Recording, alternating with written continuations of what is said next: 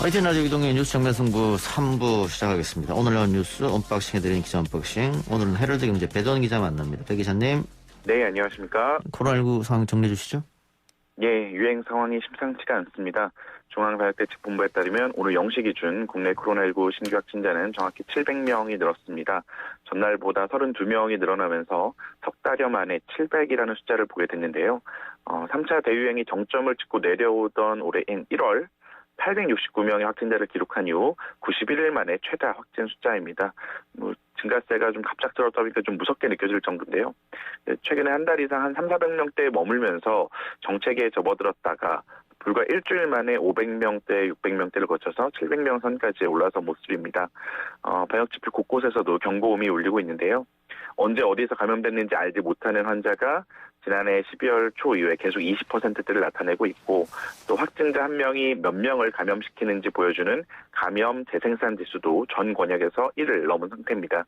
또 지역사회에 드러나지 않은 숨은 감염자들이 상당한 데다가 온갖 일상적 공간을 고리로 해서 연쇄적인 전파가 이루어지기 때문에 확산세를 차단하는 것도 쉽지 않은 양상입니다.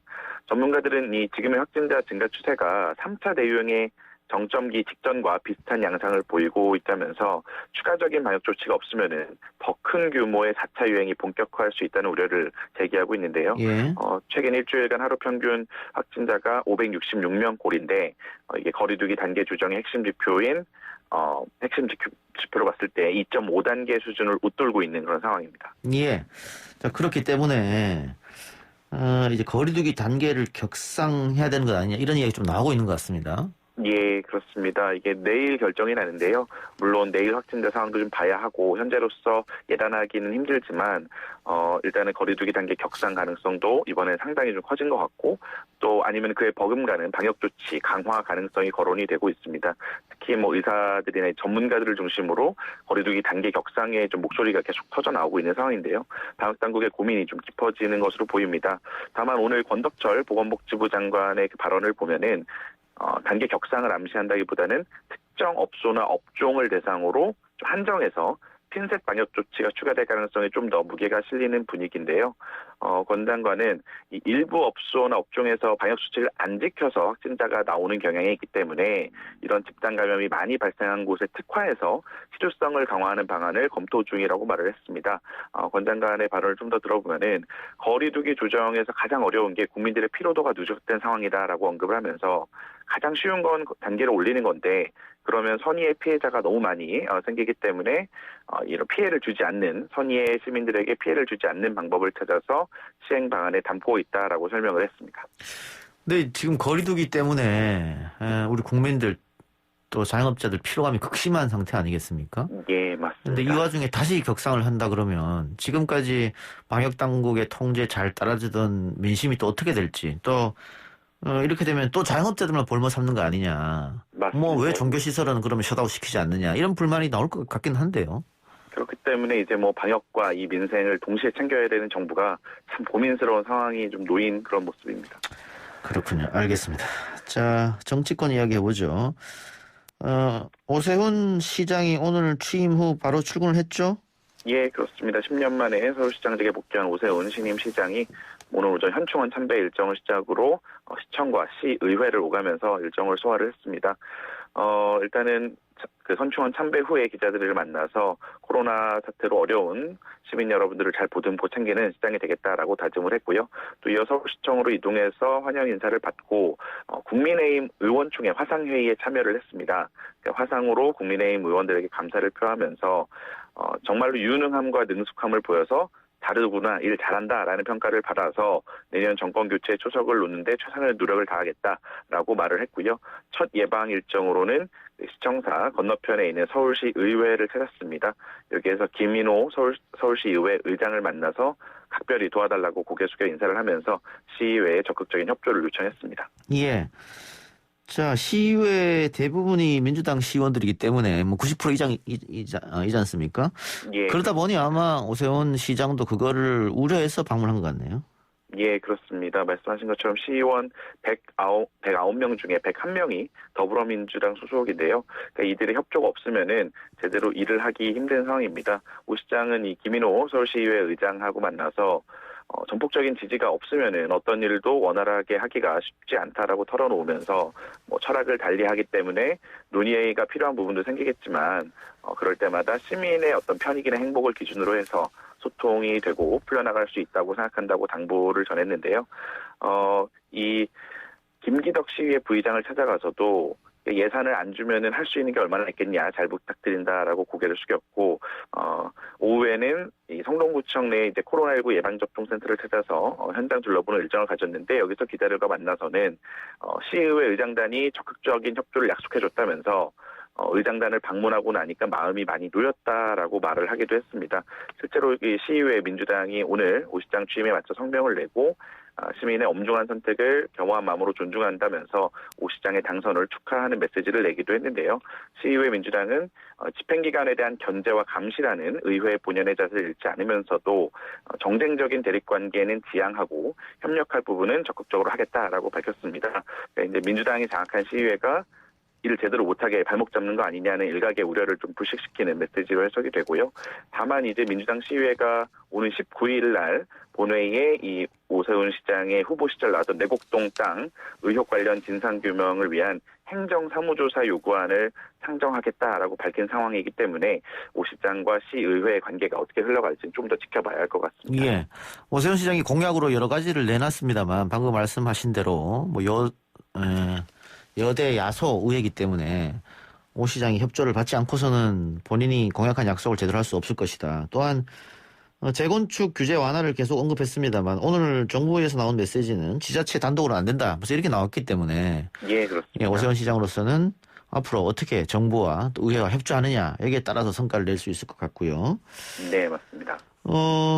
유치원 무상급식 도입 뭐 이런 것들은 박영선 후보의 정책이긴 했었는데 이런 것들은 어떻게 되는 겁니까 앞으로 그러면? 일단은 뭐 오세훈 시장이 이제 후보 시절에 TV 토론에서 이 유치원 무상급식 도입을 두고 반대하지는 않는다라는 예. 뜻을 밝힌 바 있어서 도입이 되기는 될 것으로 보이는데 이게 문제가 예산입니다. 예. 초중고 무상급식도 이제 이 서울시와 각 자치구 또 시교육청이 예산을 나눠서 분담을 하고 있는데 이 유치원 무상급식에서 과연 또 몇 대 몇으로 분담하느냐 이게 줄다리기가 좀 벌어질 가능성이 있고요. 다만 이제 뭐 오늘 간부급 직원들하고 상견례 자리에서는 임기 내에도 급격한 정책 변화는 없을 것이다. 뭐 이렇게 시사하면서 그 이전에 박원순 시장의 어떤 정책을 쉽게 전환하거나 뭐 취소하고 없던 걸로 하는 우를 범하지 않겠다라고 약속을 했습니다. 다만 뭐 광화문 광장 재조성 사업 같은 경우는 전면 중단을 오 시장이 공약으로 내세웠기 때문에 사업 중단이 좀 불가피한 상황으로 보이는데요. 이게 시민들의 의견을 또 다시 수렴하고 이런 등의 작업이 진행될 것으로 보이는데 이 과정에서 또 상당한 반발이나 진통이 따를 가능성이 있습니다. 예, 하나만 더 여쭙죠. 재보선 참패로 정부의 부동산 정책 조정이 있을 가능성이 있지 않느냐 이런 전망도 있던데요. 예, 그렇습니다. 아까 좀 전 말씀하신 것처럼 홍남기 경제부총리는 일단 기존의 부동산 정책의 큰 틀을 유지하겠다라는 방침은 오늘 밝히긴 했는데요. 일단 다만 이제 실수요자에 대한 대출 규제 완화, 또 부동산 공시가격 상승에 따른 세금 부담을 좀 줄여주는 방안 등 정책적인 미세 조정은 불가피한 거 아니냐 뭐 이런 전망이 우세합니다. 왜냐하면 이제 선거 과정에서 이 실수요자 중심의 이 LTV, DTI 이런 대출 규제를 풀어줘야 한다는 공감대를 여야가 이미 형성했기 때문인데요. 예. 관계부처가 이미 협의를 진행하고 있는 부분이고 또 공시가격 인상과 관련해서 세금 부담이 급등하지 않도록 하는 미세 조정, 또 뭐 1주택자에 대한 종부세 완화, 청년층을 위한 청약제도 개선, 뭐 임대차 3법 보완 등의 어떤 대책이 마련될지도 좀 주목해 볼 만한 상황입니다. 전체적인 정책 기조는 그대로 가지만 미세한 부분에서는 조금 바꾸겠다 이런 생각인 것 같아요. 맞습니다. 일단 뭐 민간 재개발 재건축을 갑자기 또 풀어준다는 시그널을 줄 수가 없기 때문에 예. 뭐 이거에 대해서 흔들리지 않겠다 뭐 이런 의지를 오늘 보였다고 이해하시면 될 것 같습니다. 알겠습니다. 오늘 말씀 여기까지만 듣죠. 지금까지 기자 언박싱 헤럴드 경제 배도원 기자였습니다. 고맙습니다. 감사합니다.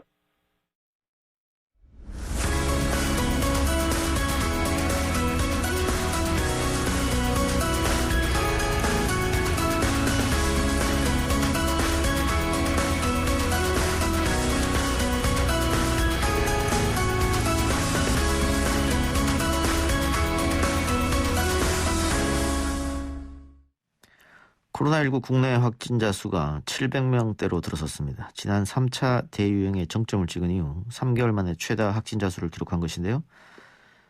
또한 유럽 의약품청이 아스트라제네카 백신 접종과 혈전 발생의 연관성을 인정하면서 우리 정부도 60세 미만 연령층에 한시적으로 백신 접종을 중단하기로 했습니다.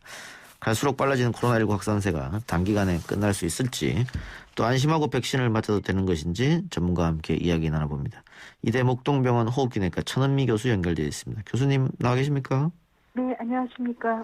네, 최근 일주일간 신규 확진자가 500명, 600명 이랬더니 결국 700명대를 기록했는데, 이렇게 되면 뭐 1000명대 결국 넘어가서 4차 유행에 가는 거 아니냐, 이런 이야기도 있던데 어떻게 보세요?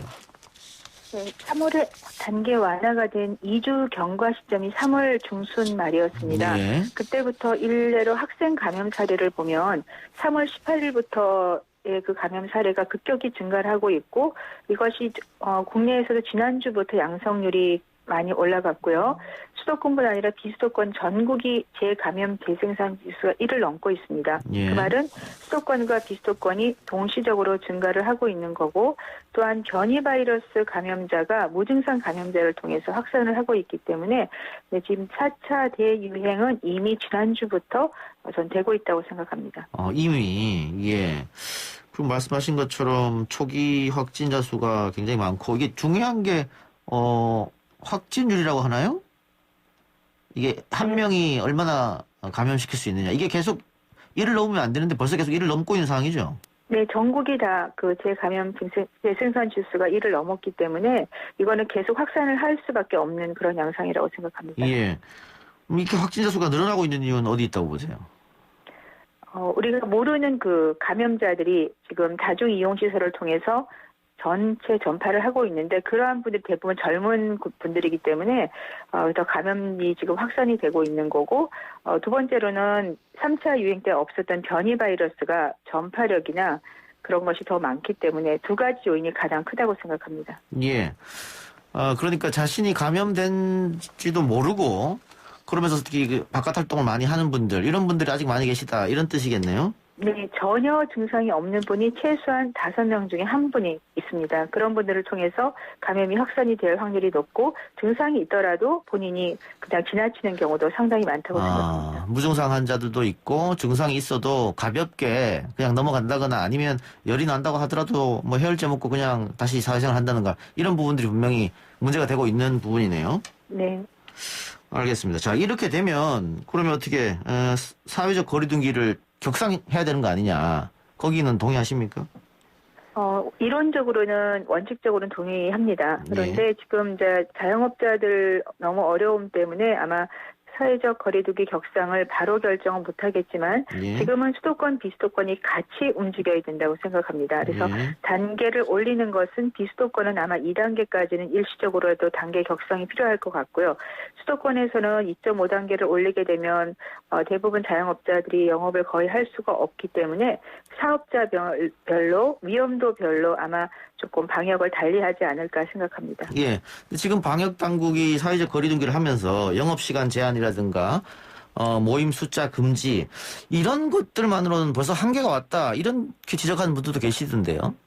그렇습니다. 가장 강력한 그 거리두기 단계였던 5인 집합 금지, 이것 자체가 지금 수개월 지속이 되면서 효과를 보지 못하고 있습니다. 예. 그렇기 때문에 전체를 다 거리두기 단계를 올리게 되면 여러 가지 경제적 타격 때문에 말씀드린 대로 식당이라든지 이러한 유흥업소에서 확진자가 많이 나오기 때문에 그런 쪽을 조금 중점적으로 현실적인 방역 대책을 세우는 것이 필요하다고 생각합니다. 그러면 핀셋으로 방역 대책을 세우는 방법도 필요하다, 이 말씀인 것 같네요. 네, 핀셋이라고 하기는 그렇고, 예. 그 시설들의 가장 효과적인, 그리고 국민들이 지킬 수 있고 사업주가 지킬 수 있는 그리고 현실적인 방역 대책을 말씀드리고 싶습니다. 예, 지금 국민들이 굉장한 피로감을 호소하고 있거든요. 지금 몇 달째 지속되고 있기 때문에. 그래서 지금 그렇게 이야기를 하신 것 같고요. 네. 근데 걱정되는 것은 이게 4차 유행이 돼서 700명, 800명 계속 늘어나게 되면 또 병실 확보 문제는 어떻게 되느냐, 이런 게 걱정인데 아직까지는 문제가 없습니까? 네, 병실 확보 문제는 3차 유행 때 준비를 안 했기 때문에 상당히 문제가 됐습니다. 또 그때는 중환자, 중증 환자가 많이 발생했지만 지금은 중환자 병상은 충분히 있고 또 요양병원에 계신 분들은 대부분 백신 접종을 일부분 다 끝냈기 때문에 앞으로 4차 유행 시기에 중증 환자는 많이 발생하지 않겠지만 지금 일반적인 감염자 확산이 되게 되면 확진자 수가 대규모로 늘어날 수 있습니다. 그러한 경우에는 우리가 입원율을 줄이는 것이 가장 중요한 목적이고 또 건강하신 분이라도 감염이 되면 후유증이 남기 때문에 조기에 진단하고 조기에 치료하는 방식으로 가야 됩니다. 그래서 신속항원 키트를 여러 번 말씀을 드린 이유가 언제든지 집에서 약간의 증상이 있어도 조기에 진단하고 진단이 되는 경우에는 기침이라든지 가벼운 호흡기 증상이 있는 경우라도 항체 치료제를 적극적으로 활용해서 조기에 우리가 바이러스 양을 줄이고 입원율을 감소시키는 것이 지금으로선 가장 현실적인 방안이라고 생각합니다. 알겠습니다. 날씨가 지난주부터 상당히 좋아져서 특히 주말에 이제 상충객들도 많아지고 야외 활동을 하는 분들도 많아지고 있는데 이것도 역시 확진자 수를 늘리는 데 한 몫을 하고 있다 이렇게 봐도 되겠지요? 그렇죠. 야외에서의 활동은 사실은 마스크를 잘 쓰면 별 문제가 없는데 마스크를 벗고서 여러 명이 앉아서 음식을 먹고 대화를 하는 과정에서 감염이 될 수 있기 때문에 가능하면 가족끼리 모임을 갖거나 타인과 모임을 가질 때는 대화를 마스크를 쓰고 식사나 이런 모임은 안 가는 것이 중요하겠습니다. 예, 알겠습니다. 백신 문제도 좀 여쭤보죠. 유럽 의약품청이 아스트라제네카와 혈전의 인과관계를 인정했다. 그렇기 때문에 정부도 이제 특수교사의 접종 또 60세 미만 접종 잠정 보류하기로 했다. 이런 기사가 났던데요. 설명 좀 부탁드리겠습니다. 네. 유럽연합에서 일부 백신을 접종한 후에 아주 희귀한 혈전이죠. 뇌정맥동 혈전과 더불어서 복부의 출혈이라든지 혈소판이 감소하는 혈소판 감소증이 동반된 그러한 혈전이 생겼습니다. 어제 발표한 사례로는 EU 전체에서는 2,500만이 접종을 했는데 그중에 86사례가 발견이 됐고요. 영국의 사례로는 2,000만 접종에 76사례가 발견이 됐습니다. 79사례가 상당히 많은 거고 10만 명에서 20만 명 중에 한 사례 정도가 보고가 된 사례이기 때문에 이거는 가능성이 높다고 얘기를 해서 제품의 경고 문구를 삽입을 하고 많은 나라에서 연령을 60세 미만이나 55세 미만에서는 접종을 좀 보류하거나 다른 백신으로 대체하는 것을 고려하고 있습니다. 예. 우리 정부가 주말쯤에 발표한다고 하던데 백신 접종 재개 여부를 어떤 결론이 날 것 같습니까? 백신을 접종하는 것이 전체적으로 봐서는 이익이 위험도를 넘어서기 때문에 접종을 권고할 것으로 생각됩니다.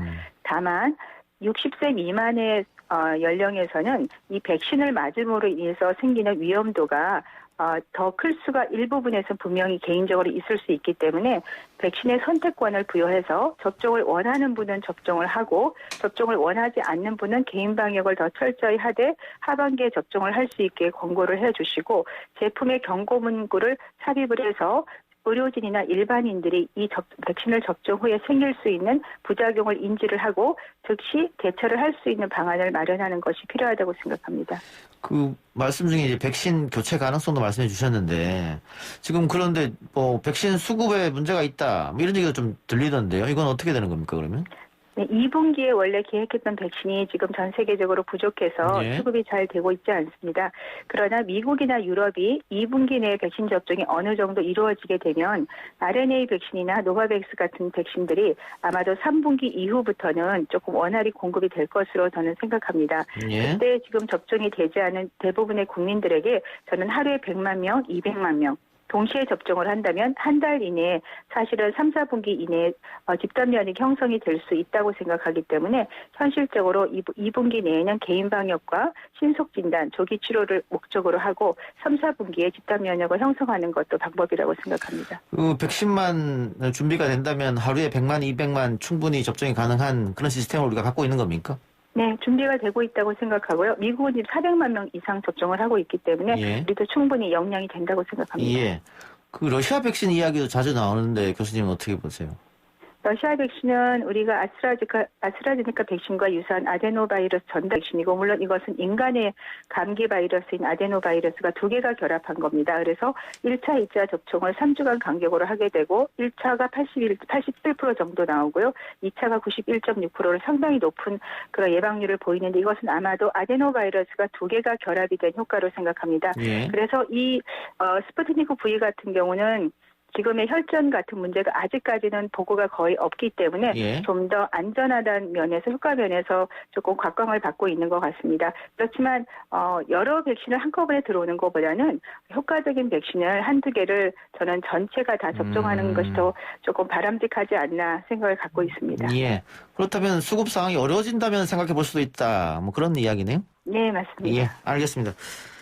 자, 끝으로 뭐 우리 국민들이 너무나 개인 방역 또 방역 당국의 요청에 잘 따라줬습니다만 지금 다시 위기 상황이기 때문에 교수님께서 우리 국민들에게 또 당부의 말씀 한마디 부탁드리겠습니다. 네, 1년간 방역을 너무 잘 지켰는데 지금 너무 좀 피로감에 젖어 있습니다. 그렇지만 1년간 마스크와 손위생만으로 우리가 정말 방역을 잘했고요. 앞으로 3, 4개월 한 2분기까지만 우리가 좀 이 방역을 잘 지켜주시면 하반기에는 어느 나라 못지않게 아마 집단 면역을 형성할 수 있다고 저는 자신 있게 생각합니다. 예, 교수님 오늘 말씀 고맙습니다. 네, 감사합니다. 지금까지 천은미 이대 목동병원 교수였습니다.